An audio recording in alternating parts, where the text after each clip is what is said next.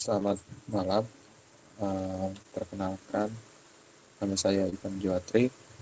Yang di sini dimana saya ingin menjelaskan uh, deteksi sinyal pasar tidak diketahui optimum quadratic receiver non-coherent orthogonal modulation. Dimana di sini ada beberapa bahan pembahasan. Di sini ada deteksi sinyal dengan fase tidak diketahui optimum quadratic receiver, lalu ada non-coherent orthogonal modulation. Lalu masuk ke berikutnya, ada deteksi sinyal dengan fasa tidak diketahui. Deteksi sinyal dapat didefinisikan sebagai binary hipotesis testing, yaitu memutuskan satu dari dua keadaan, hanya draw atau tidak ada sinyal, dan ada sinyal.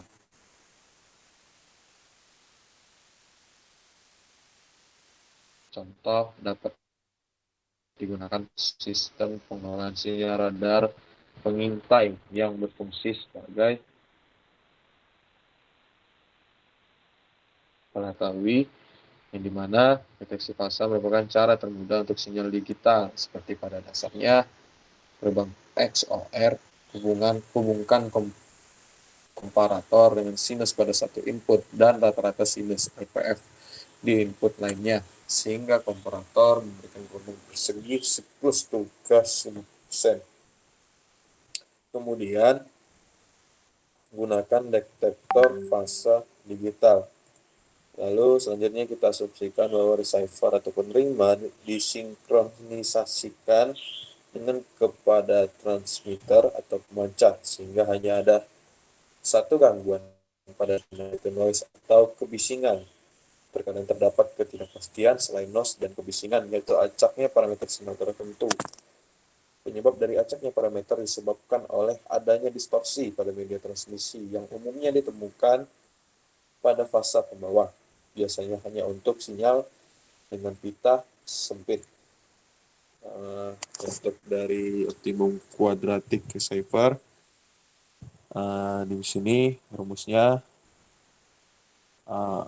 akar dari E per 2T cos 2 Pi VIT, yang dimana diberikan sinyal X dalam kurung T dan dibenturkan dengan fasa dari pembawa yang tidak diketahui. Dasari sebuah penerima optimal untuk mendeteksi direpresentasikan dengan si dari sinyal komunikasi.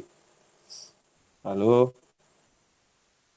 kita bisa masukkan fasa pembawa sebagai seperti gambar yang di presentasi, yang dimana di sini kita untuk memprosesnya lebih lanjut, kita dapat memindahkan dependensi dari L dalam kurung C 0 pada saat 0, dimana bisa didapatkan dengan integrasi semua kemungkinan hasil dari key. Lalu di sini ada rumus ini, yang dimana kita dapat menyederhanakan kembali likelihood function untuk mendeteksi masalah sinyal dengan bentuk seperti ini. Jadi dari bentuk sinyal ini kita mendeteksi dengan dan nantinya rumusnya seperti ini. Nah, kita masuk ke poin berikutnya, non-coherent orthogonal modulation, di mana non-coherent menyiratkan bahwa fase informasi tidak tersedia untuk penerima. Akibatnya, nol fase penerima dapat berarti setiap fase dari pemancar. Lalu sebuah teknik modulasi bahwa mentransmisikan informasi melalui fase seperti BPSK, MARY, PSK harus didemodulasi hanya koheren. Kita bisa lihat di sini ada perumpamaan ya. Di sini non-coherent orthogonal modulation. Jikalau suatu receiver gitu ya. Di sini untuk ke atasnya itu menggunakan sin 2V FT. Lalu ke sampingnya itu cos 2V FT. Nah, di sini kalau transmitter, nih, sin 2V FT, sini cos 2V FT. Non-coherent ortogonal, tidak sejajar, bertabrakan.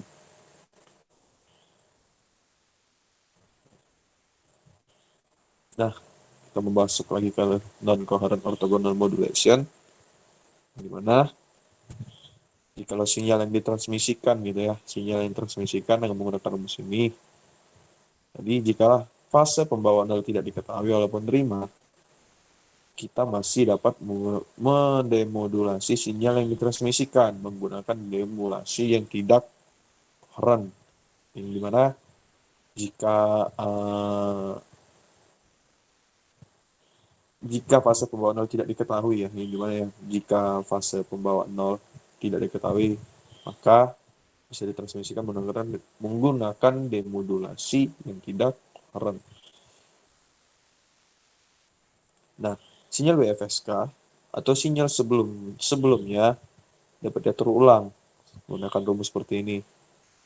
Jadi, untuk sinyal sebelumnya itu, sinyal BFSK, itu bisa kita atur ulang atau bisa di setup ulang, di mana kita menggunakan rumus ini.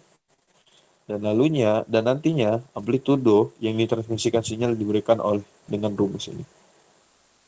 S dalam kurung T akar S I kuadrat 1 plus S kuadrat I2 sama dengan akar E cos kuadrat theta plus E sin kuadrat theta sama dengan akar E. Lalu masuk ke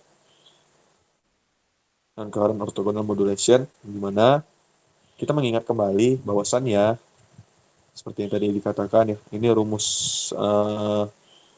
sinyal BFSK ya, sinyal BFSK. Mengingat sebelumnya gini, ini hasil dari rumus yang sudah diatur ulang. Nah, lalu amplitudo yang tadi yang ditransmisikan seperti ini. Nah, dari sinyal yang diterima diberikan dengan menggunakan rumus ini. Jadinya seperti ini. Mungkin penjelasannya seperti ini untuk media belajar. Semoga bermanfaat. Terima kasih. Selamat malam. Assalamualaikum warahmatullahi wabarakatuh.